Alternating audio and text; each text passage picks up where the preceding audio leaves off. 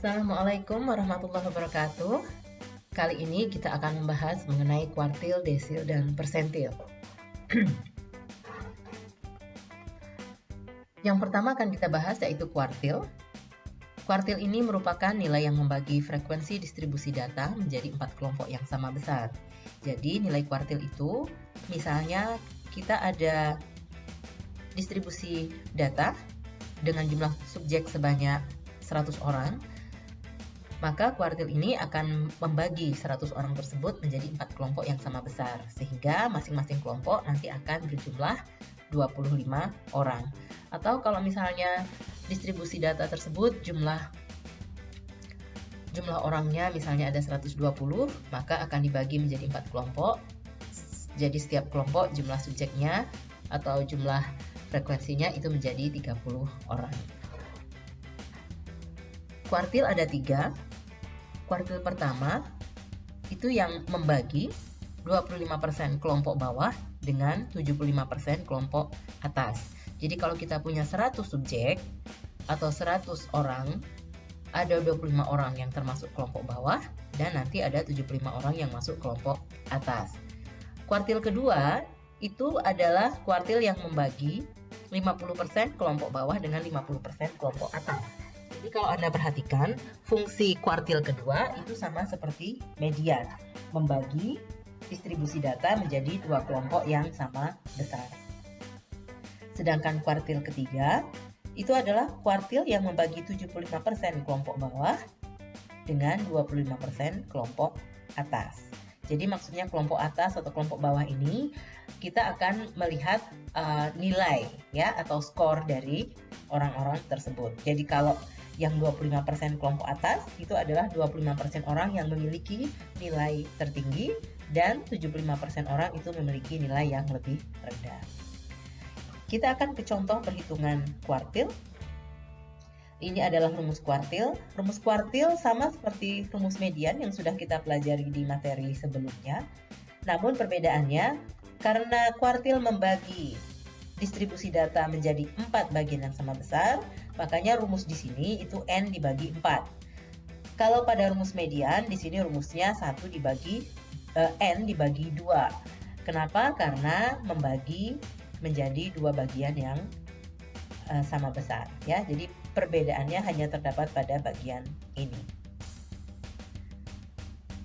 Contohnya, carilah nilai yang membatasi 25 orang yang mempunyai nilai ujian statistik paling tinggi pada tabel berikut.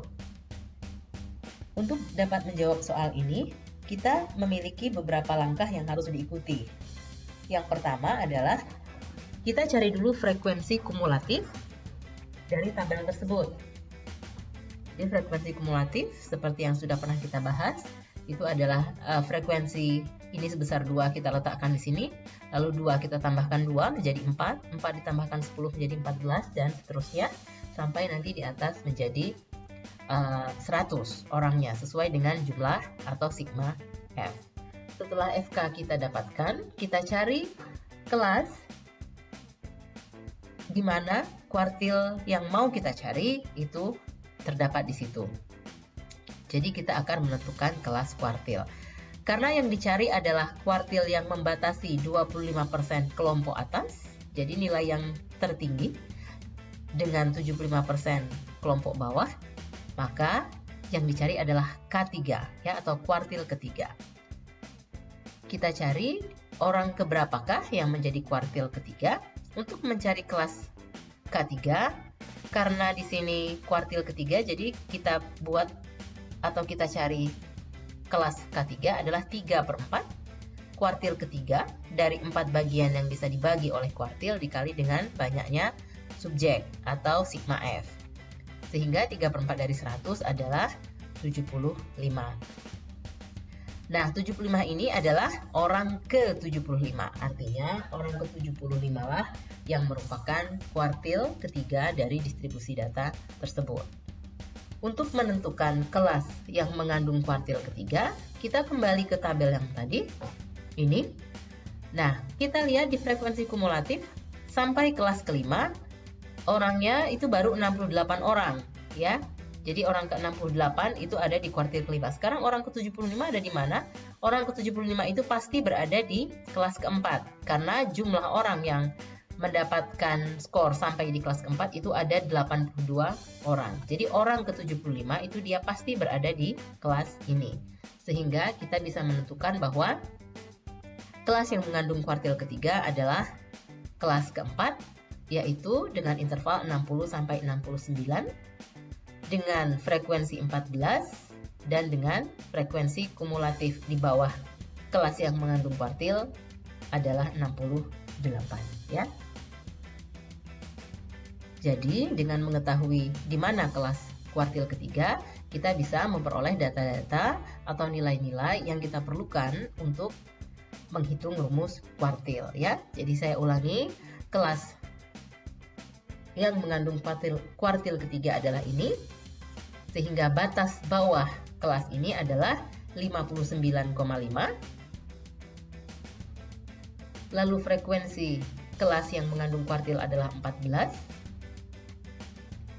Frekuensi kumulatif kelas di bawah kelas kuartil, ini kelas kuartil, ini frekuensi kumulatif kelas di bawahnya atau FKB itu adalah 68. Jumlah subjek atau sigma F sama dengan N sama dengan 100, dan I atau lebar interval kelas adalah selisih antara suatu kelas dengan kelas di bawahnya atau kelas di atasnya, ya. Jadi semua data sudah kita peroleh. Sehingga ini adalah data yang kita peroleh, tinggal kita masukkan ke dalam rumus. Ini kita masukkan ke dalam rumus, ikuti saja langkah-langkahnya sehingga didapatkan K3 sama dengan 64,5. Jadi, nilai yang membagi 25 orang dengan nilai ujian tertinggi, kelompok atas, dan 75 orang dengan nilai ujian yang rendah atau kelompok bawah adalah 64,5.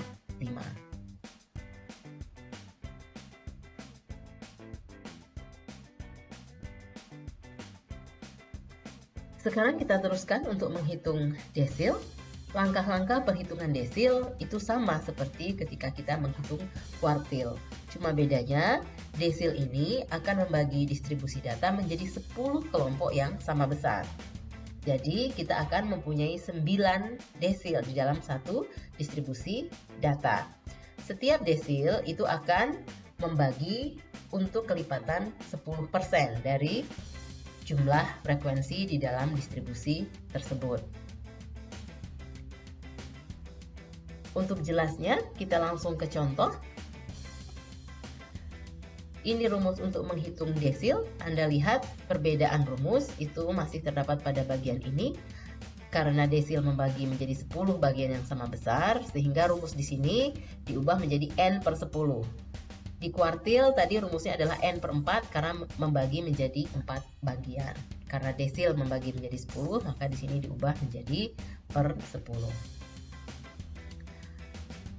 Contoh, carilah nilai yang membatasi 40 orang yang mempunyai nilai ujian statistik paling rendah pada tabel berikut, ya. Jadi, dipahami yang dicari adalah 40% yang mempunyai nilai ujian statistik paling rendah. Berarti kalau dia nilainya paling rendah, 40% orang pada kelompok bawah, ya. Seperti biasa, langkahnya adalah cari dulu frekuensi kumulatif. Setelah didapatkan, kita cari kelas yang mengandung desil. Jadi tadi 40% orang yang mempunyai nilai statistika paling rendah, dia di kelompok bawah. 40% kelompok bawah dengan 60% kelompok atas. Sehingga desil yang dicari adalah desil ke-4, ya. Jadi nomor desil atau angka desil di sini itu menunjukkan berapa frekuensi yang ada di bawahnya. Sehingga kalau misalnya kita menyebutkan desil 7, berarti kalau desil 7 itu adalah 70% orang di kelompok bawah dan 30% orang berada di kelompok atas, ya. Nah, sekarang di manakah kelas yang mengandung desil ke-4? Jadi kita cari dengan menggunakan rumus 4 per 10 dikali 100 sama dengan 40. Sehingga orang yang menjadi desil ke-4 adalah orang ke-40. Kita lihat pada tabel, orang ke-40 itu ada di kelas keberapa? Nah, orang ke-40 itu pasti berada di sini karena di sini jumlah kumulatif atau frekuensi kumulatifnya adalah 48. Sehingga kita bisa menentukan bahwa kelas yang mengandung desil keempat adalah kelas ke-6 dengan interval kelas 40 sampai 49.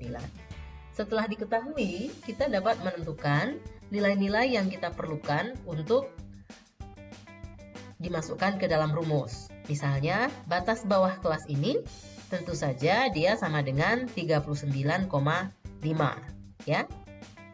Lalu frekuensi kelas desil keempat adalah 18.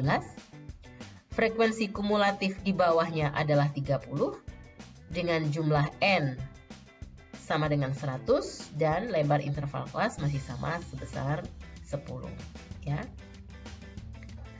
Setelah kita mendapatkan semua nilai yang kita perlukan, lalu kita masukkan ke dalam rumus seperti ini. Diikuti saja langkah-langkahnya dan kita akan mendapatkan nilai desil keempat adalah 45,05. Jadi, nilai yang membagi 40 orang dengan nilai ujian terendah atau kelompok bawah dan 60 orang dengan nilai ujian yang tinggi atau kelompok atas adalah 45,05.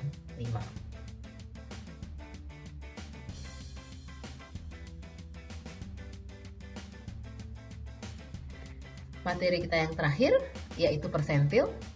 Persentil merupakan nilai yang membagi frekuensi distribusi data menjadi 100 kelompok yang sama besar ya. Jadi kalau membagi menjadi 100 kelompok, maka kita akan mempunyai 99 persentil, di mana masing-masing persentil membagi tiap 1% frekuensi di dalam distribusi tersebut. Rumus menghitung persentil sama seperti menghitung median, kuartil, dan desil. Bedanya tetap berada di bagian ini karena membagi menjadi 100 bagian yang sama besar, sehingga rumus di sini kita ubah menjadi N per 100. Contohnya, carilah nilai yang membatasi 67 orang yang mempunyai nilai ujian statistik paling rendah pada tabel berikut.